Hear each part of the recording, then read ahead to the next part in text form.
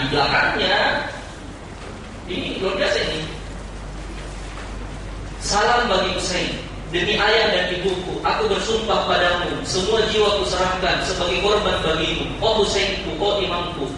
Sahibmu menyakitiku, beri hati tak menentu. Tanpamu duhai Husainku, kemana jalan tuju? Berhentianku melangkah mendaki dosa sejarah. Wahai darah, kutumpahlah untuk hibur hati Fatimah. Oh Husainku, oh imamku. Terakhir, Husainku, oh engkau Husainku, syafaatmu harapanku. Husainmu, Zahra Husainmu, junjunganku dan imamku. Oh Husainku, oh imamku. Jadi mereka begitu licik memanfaatkan berbunuhnya Husain, akhirnya menjadi kelompok Syiah. Ini adalah terjemahan. Baik Syiah ini terjemahan dalam bahasa Arab. Dan orang-orang Arab juga sampai sekarang Syiah Arab, Iran itu juga berseragam kayak begini. Syiah ini. Kalau Anda lihat di sini luar biasa. Nah, peristiwa terjadi itu tahun 61 kurang lebih ya. Saya terbunuh, akhirnya mulai bentuk mengkristal kelompok itu menjadi sebuah kelompok ya, yang akhirnya nanti dikatakan peristiwa-peristiwa yang memberi pengaruh bagi kaum muslimin dan menumbuhkan rasa empati yang besar terhadap ahlul bait, sebenarnya terhadap keluarga Nabi SAW. Namun pasti dimanfaatkan oleh pengusung kebatilan untuk merusak ajaran Islam yang suci dengan menghembuskan pemikiran sesat mereka dengan dari kecintaan pada ahlul bait. Kecintaan dan perasaan empati kepada ahlul bait artinya terintervensi oleh fikrah keberhakan ahlul bait menjadi khalifah. Semua khalifah sebelum Ali bin Abi Thalib dan setelahnya bukan dari kalangan ahlul bait adalah kaum salih.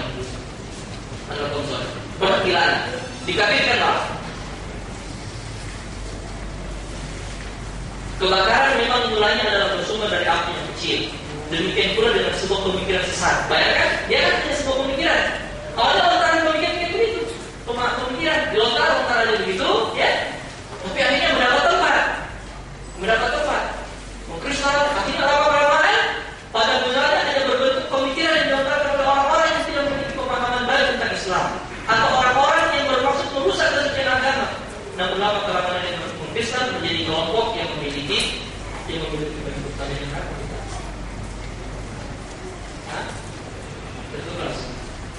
Oke. Kurang 10 menit. Saya berupaya ringkas saja.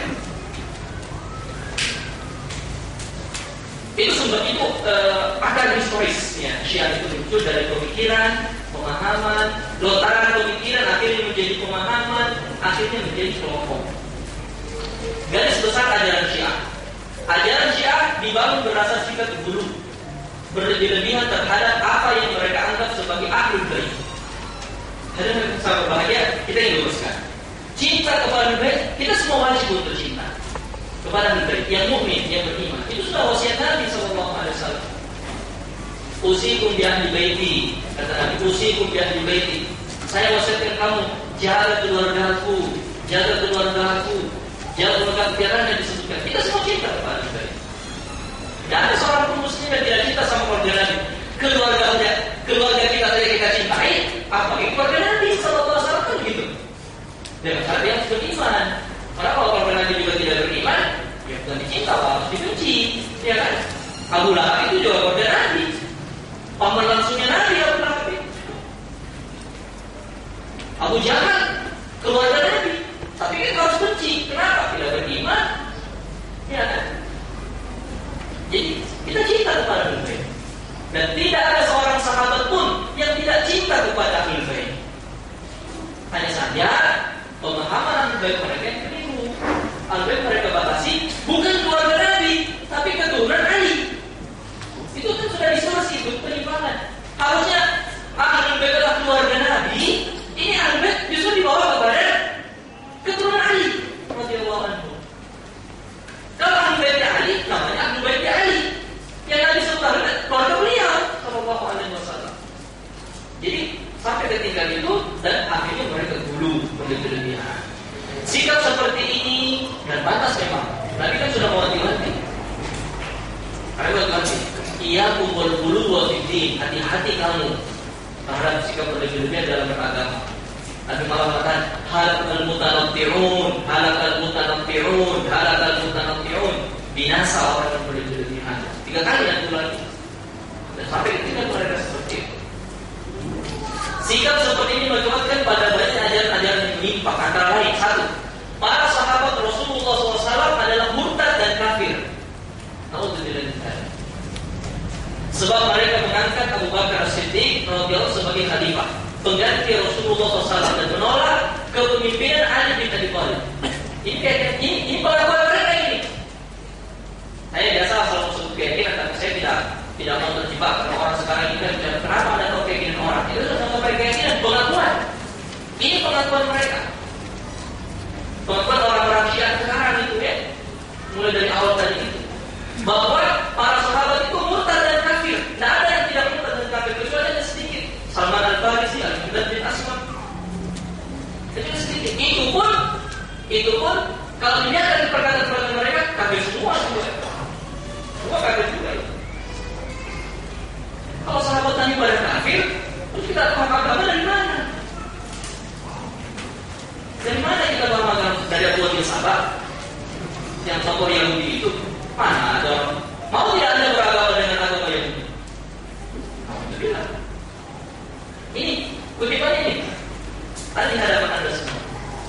Ini disebut oleh Al-Kulaini. Saya nggak punya bukunya, buku ini Ushul Kafi. Al-Kulaini, seorang ulama Syiah terkenal tahun abad 4 kurang lebih Hijriah. Hampir sama dengan Imam Bukhari. Dan bukunya ini Al-Kafi adalah buku induk utama hadis dalam Syiah. Al-Kafi itu ada 2, ada Ushul Kafi dan Ushul Kafi. Ya. Ini disebut dalam Ushul Kafi. Jilid 1 halaman 420. Riwayatnya dari Al-Husain bin Muhammad, Al-Ma'la bin Muhammad, Al-Muhammad bin Urma, wa Ali bin Abdillah, An Ali bin Hasan, An Abdurrahman bin Kathir, An Abi Abdillah alaihi salam. Abi Abdillah itu adalah Ja'far Shadiq, ya. Ini perkataan-perkataan yang mereka sadar katakan begitu. Karena yang disebut sebagai orang Imam Syiah itu adalah orang-orang yang tidak masuk ke situ.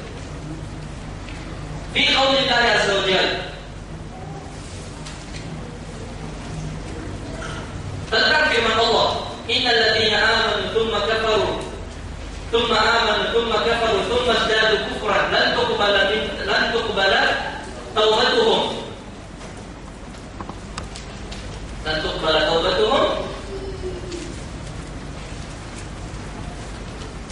seterusnya ayatnya.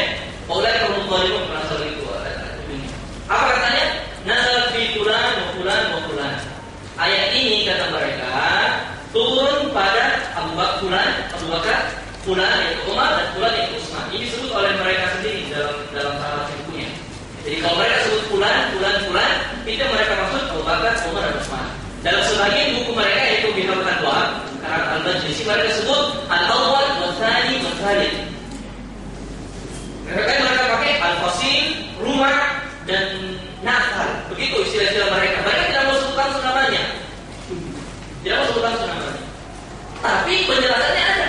Bahwa yang dimaksud dengan Al-Awwal itu Abu Bakar, Al-Tsani itu Umar, Al-Tsalits itu Utsman.